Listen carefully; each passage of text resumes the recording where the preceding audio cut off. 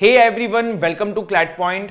आज हम बात करेंगे, देखो 3 दिसंबर बिल्कुल बगल में है, क्या अप्रोच रहनी चाहिए हमारा क्लैट 2024 के पेपर के अंदर जब हमें वो पेपर मिलेगा, और कैसे कुछ मेरे इनपुट जो हैं वो आपकी काफ़ी हेल्प कर सकते हैं इन द एग्जाम। तो चलिए फिर समझते हैं। देखिए, सबसे पहली चीज़ तो मेरा आपको एक सजेशन है कि जैसे ही आपको पेपर मिले ना, what you should do, you should smile. देखो, वैसे ही बहुत नर्वसनेस रहती है चारों तरफ पेपर के दौरान, आप खुद इतने घबराए हुए रहते हो। पेपर तो जो आना था वो आ जाएगा, बट उस समय अगर आपका जो एक मन से अगर आप खुश नहीं रहे, प्रसन्न नहीं रहे, या फिर अपने आप को अपने काम एंड कंपोज नहीं रखा, तो फिर बाकी चीजें तो एक तरफ है, आधा पेपर आपका वैसे ही खराब हो जाएगा। तो ये एक स्ट्रैटेजी है जो मैं अपने काफी समय में अपनाता हूं जब भी किसी हार्ड सिचुएशन में फंसा रहता हूं।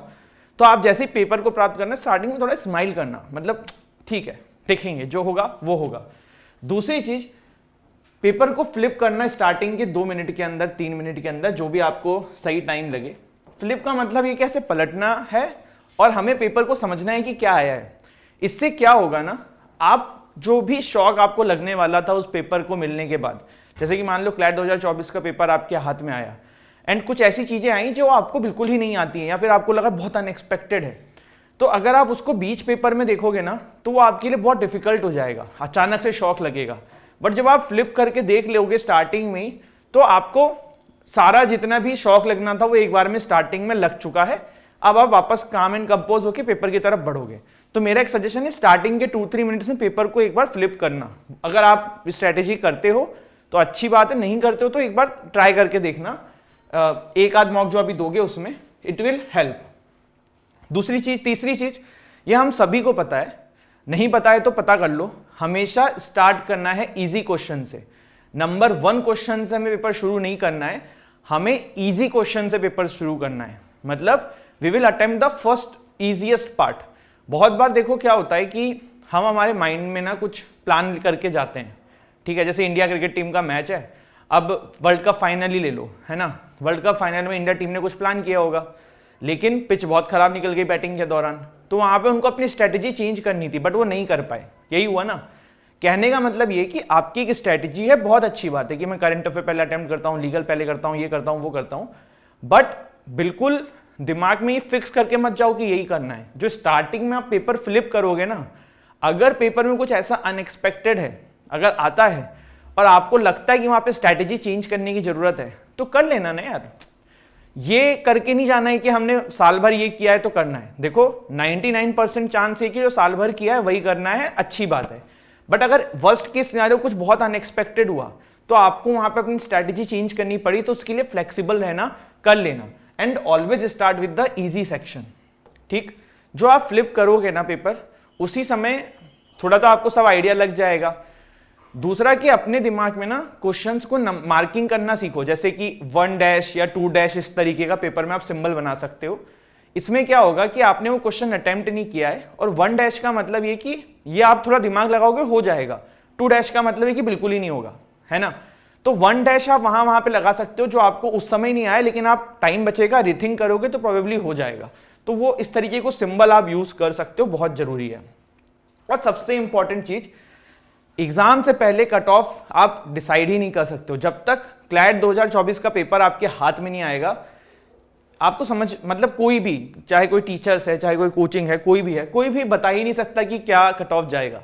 तो सबसे पहले ये चीज आप ही के हाथ में आनी है। पेपर आप खुद एनालिसिस करो ना, इतने मॉक्स दिए हुए हो चुके होंगे ऑलरेडी, कि पेपर इजी था, मॉडरेट था, डिफिकल्ट था, क्या है, और उस हिसाब से पेपर दो। जैसे ये नहीं है कि, जैसे मान लो एक एग्जाम्पल मैं कह रहा हूं, बहुत ही ज्यादा टफ पेपर आ गया तो कट ऑफ बहुत कम होगी, क्लियर है ना। तो ये अपने दिमाग में रखना है, फिर इस चक्कर में अटेम्प्ट खराब नहीं कर देने के, फर्जी गैस मारे जा रहे हैं कुछ भी गलत करने के लिए, वो नहीं करना है। अगर पेपर इजी है तो उस हिसाब से आपको अटेम्प्ट करना है।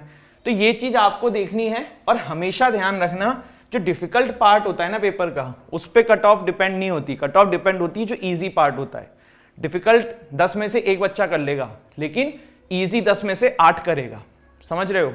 तो पहली चीज तो ये कि हमें इजी वाले गलत नहीं करने, और दूसरी चीज ये कि डिफिकल्ट से घबराना नहीं है, क्योंकि there will be some shock in CLAT का पेपर, ये फिक्स है, होना ही होना है। उसको एब्जॉर्व करना है, आगे बढ़ना है, पेपर देना है। अपना टारगेट जो क्वेश्चन आपसे बनेंगे उस पे है, इंस्टेड ऑफ जो क्वेश्चन नहीं बन रहे हैं उस पे है, ये ध्यान रखिएगा, ठीक है। इसके बाद देखो पेपर आपका 2 PM से 4 PM है, ये आपका मोस्ट पीक ब्रेन आवर होना चाहिए, मतलब आपका ब्रेन सबसे ज्यादा इस समय वर्क करना चाहिए। मैंने चिल्ला चिल्ला के आपको समझाया था कि मॉक इसी टाइम पे दो, अपना रूटीन चेंज करो। जिन्होंने कर लिया है बहुत अच्छी बात है, जिन्होंने नहीं किया बेटा अब मैं आपकी मदद नहीं कर पाऊंगा क्योंकि अब 2 दिन बचे हैं। लेकिन अगर आपने ये कर लिया है तो अब आपको 2-3 चीजों का ध्यान रखना है। वो ये ध्यान रखना है कि पेपर से पहले ना ईट लाइट, जैसे कि वेजिटेबल सैंडविच आप खा सकते हो, बिरयानी ना खा लेना, राइस को अवॉइड करना, रोटीज अवॉइड करना, क्योंकि दीज थिंग्स आर हैवी और आपको फिर इससे थोड़ा सा स्लो फील होने लग जाता है। तो इंस्टेड ऑफ दिस आप वेजिटेबल सैंडविच खाओ या इस तरीके की चीजें खाओ, है ना। और एक छोटी सी 5 रुपए वाली चॉकलेट जो है ना वो जरूर अपने पास रख लेना।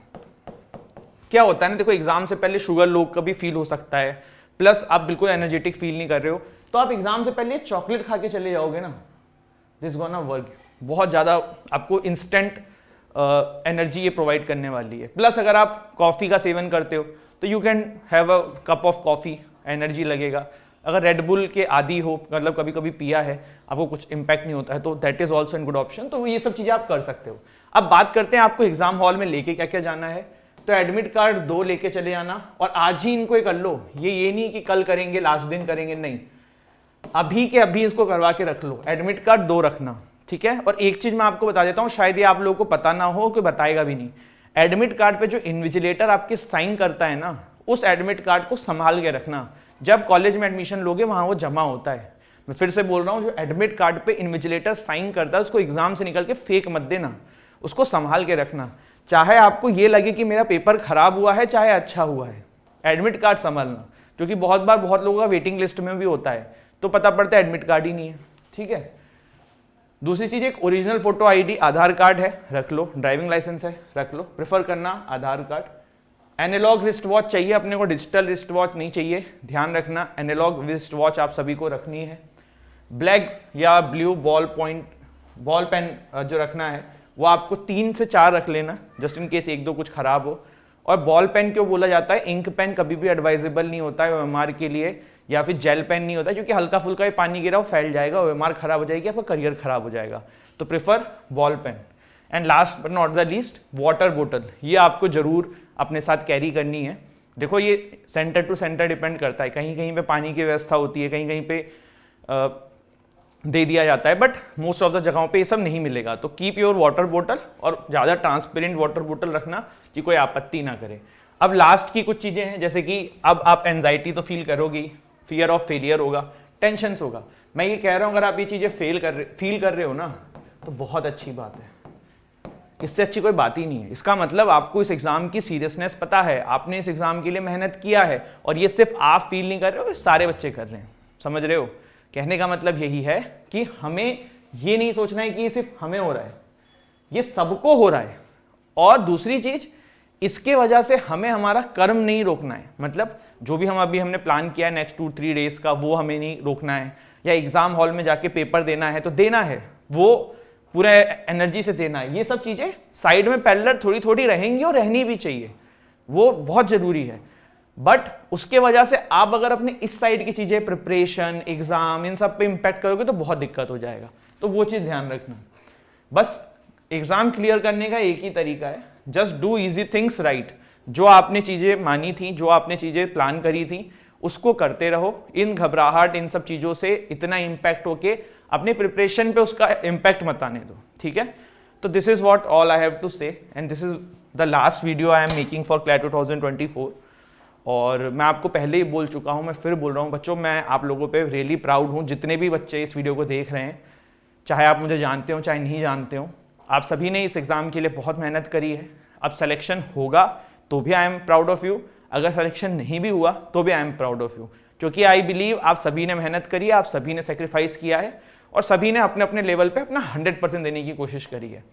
देखा जाएगा, क्यों डरें कि क्या होगा, कुछ नहीं तो तजुर्बा होगा, है ना। तो इतना नहीं सोचना है, मेहनत करते रहते हैं, जो होगा देखा जाएगा।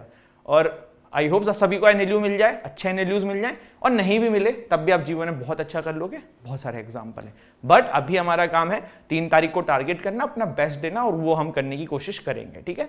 तो this is it, thank you so much, हंसते रहिए, मुस्कुराते रहिए, पढ़ाई करते रहिए, जय हिंद, जय भारत।